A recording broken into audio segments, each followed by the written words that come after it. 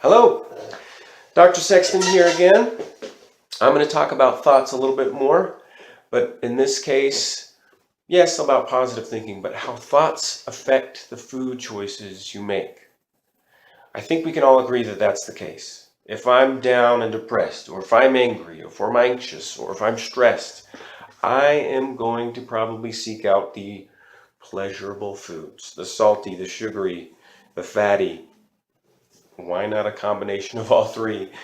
And and I'm going to do that in the most efficient way possible. So I'll stop by a fast food restaurant. Thank you for existing so that I can have my drug, my dopamine hit that makes me feel good temporarily. But I'd also like to introduce the idea that food affects our thoughts. What we eat can affect the way we think and thus the way we act. An example in this downward spiral of poor thoughts, poor thinking, or poor food, poor thoughts, poor food. We go downward endlessly and we end up in really bad situations with ill health.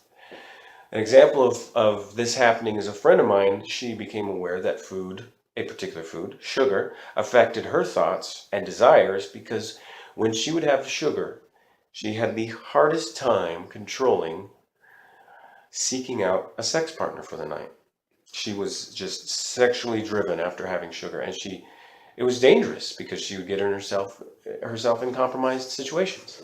So she was aware. She became aware of that, and so she wouldn't eat sugar. And if she did, she'd lock herself in the room for a night. An example of good happening because of a change, there's a school district in Appleton, Wisconsin, that took out all the vending machines, so no soda, no candies, and they replaced all the normal school cafeteria food of burritos, pizzas, burgers, and fries with whole grains, with lots of vegetables and fruits and good healthy meats. And there was a shift. The students performed better. They focused more. All the disciplinary problems went down the tank. This was a school district that had terrible expulsion rates, and that year there were no kids expelled. I think every action begins with a thought, and in this case, their thoughts were so good and they had the nourishment from the good food that they were able to perform well in school. Now, I encourage you to try this experiment. Eat clean for a month. Eat 9 servings of vegetables. All diets agree vegetables are okay. Greens and vegetables, eat that for a month and then go back and eat some junk food and see how you feel. Pay attention to your thoughts. Pay attention to how you feel. And you can notice a difference. So that brings me to the next point is ways to stop the downward spiral are one, be aware, like my friend was aware she couldn't have sugar. Do the experiment and you'll find what your thought weakness is. The next is to eliminate the food, like the school district. Get the food out of your house. Get the junk food, I mean. The chips, the processed flours, the terrible abundant cheeses, sugars, cookies, etc. Get that out of the house so it's not a temptation. And so when you do have an urge, you're more likely to eat the apple and the almonds instead of getting in the car, driving to the sauna, getting a milkshake, and coming back home. And you'll at least have that under your belt.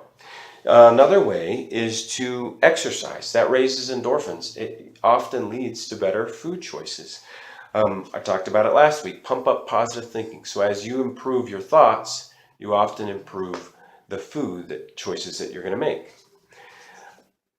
Here's 2 things you can do as well. Juice cleanses. You do juicing for 2 to 3 days, and I guarantee you're going to really enjoy eating the food instead of juicing it on that 4th day. There's something pleasurable about just chewing your food when you've not been able to for a long time. Lastly, I want to talk about fasting. So going without food, just drinking water for a period of time can help you stay on the path of healthy eating and thus healthy thinking. And we're going to talk more about that in the weeks to come.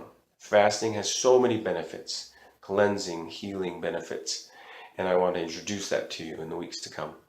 So I'm here to tell you that you can take control of your thoughts and you can take control of the food you eat. so it doesn't control you.